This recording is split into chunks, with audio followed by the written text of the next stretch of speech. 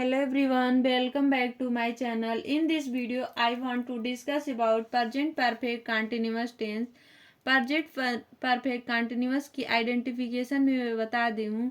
जैसा कि present का मतलब होता है वर्तमान, perfect हमारा पूर्ण, continuous लगातार टेंस काल। तो इसमें प्रेजेंट परफेक्ट कंटिन्यूअस में रहा है, रही है आदि आते हैं, उसके साथ समय का भी जिक्र किया जाता है। इसका अफर्मेटिव सेंटेंस मैं बता दी हूँ, जिसका हिंदी मीन होता है सकारात्मक वाक्य। तो उसी का अपोजिट निगेटिव सेंटेंस होता है। आई होप आप अफर्मेटिव सेंटेंस पढ़ेंगे तो निगेटिव ऑटोमेटिक आपको समझ में आएगा। तो मेरे पिछले वीडियो में जा करके अफर्मेटिव सेंटेंस पढ़ना आप ना भूलिए। What is negative sentence, what is mean of negative sentence बता रहे हो। निगेटिव सेंटेंस का हिंदी मीन होता है नकारात्मक वाक्य। ऐसे सेंटेंस जिसमें कार्य के न होने की संभावना हो, क्या कहलाता है? नकारात्मक वाक्य। What is structure of present perfect continuous negative sentence? Let's discuss about structure. सबसे पहले क्या होगा? सब्जेक्ट, फिर हेल्पिंग वर्ब के जस्ट बाद not plus been plus verb का first form plus object plus since या for plus time. Let's start reading through example. First, Radha सुबह से नहीं पढ़ रही है। राधा इज सब्जेक्ट, सब्जेक्ट के जस्ट बाद हेल्पिंग वर्ब हैज, नॉट के बाद बीन। रीडिंग हमारा क्या है? वर्ब का फर्स्ट फॉर्म आईएनजी रहेगा, कंटिन्यूअस टेंस है।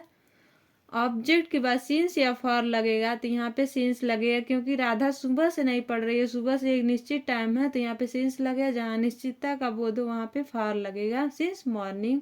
फाइनल सेंटेंस क्या हुआ? Radha has not been reading since morning. Second, Mahesh 2 साल से मुंबई में नहीं रह रहा है।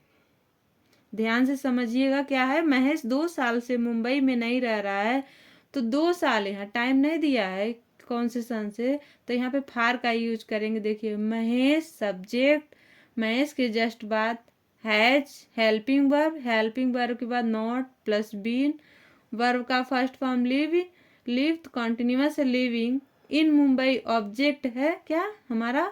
इन मुंबई ऑब्जेक्ट के बाद सिंस या फॉर लगे, तो यहाँ मैं पहले ही बता दी हूँ फार लगे क्योंकि 2 साल से बता रहा है, ईयर नहीं बता रहा कौन सा सन, फॉर 2 ईयर्स। आई थिंक आपको समझ में आया होगा। एग्जाम्पल नंबर 3 की तरफ डिस्कस करते हैं। हम इस घर में 2015 से नहीं रह रहे हैं। यहाँ पे हमारा सब्जेक्ट क्या है? We, helping verb have, helping verb के जस्ट बाद नॉट प्लस बीन।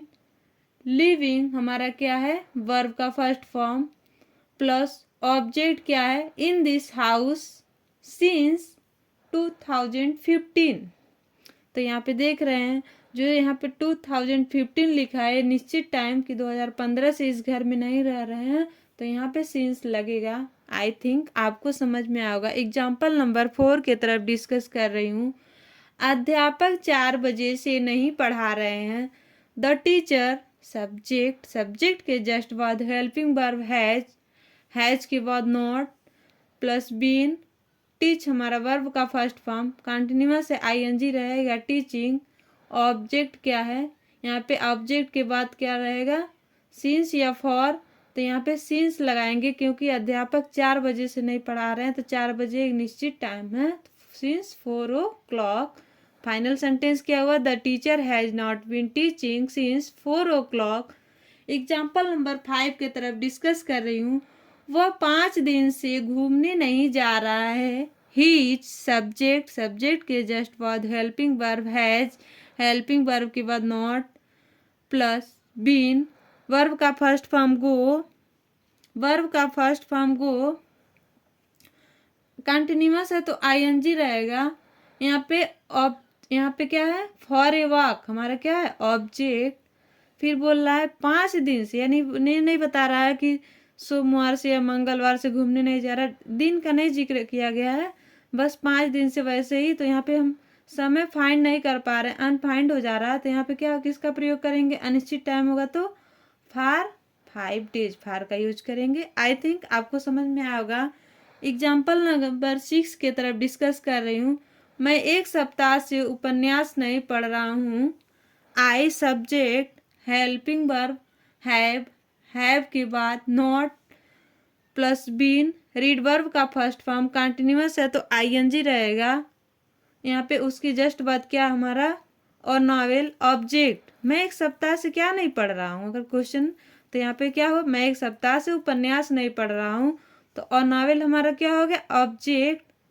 एक सप्ताह से टाइम नहीं दिया है कि मैं सोमवार से या मंगलवार से उपन्यास नहीं पढ़ रहा हूँ, बस बोला एक सप्ताह से। तो यहाँ पे भी अनिश्चितता का बोध हो रहा है, कौन सा दिन नहीं क्लियर, एक सप्ताह बोला तो यहाँ भी फार का यूज करेंगे, फार अ वीक। आई थिंक आपको समझ में आया होगा प्रेजेंट परफेक्ट कंटिन्यूअस के नेगेटिव सेंटेंस।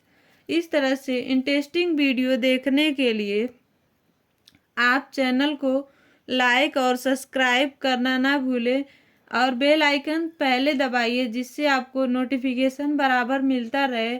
अगर वीडियो से रिलेटेड कोई भी डाउट हो तो आप नीचे कमेंट करके बेझिझक पूछ लीजिए, जिससे मैं और अच्छे से अच्छे टॉपिक लेकर आऊँ। Thank you for watching everyone.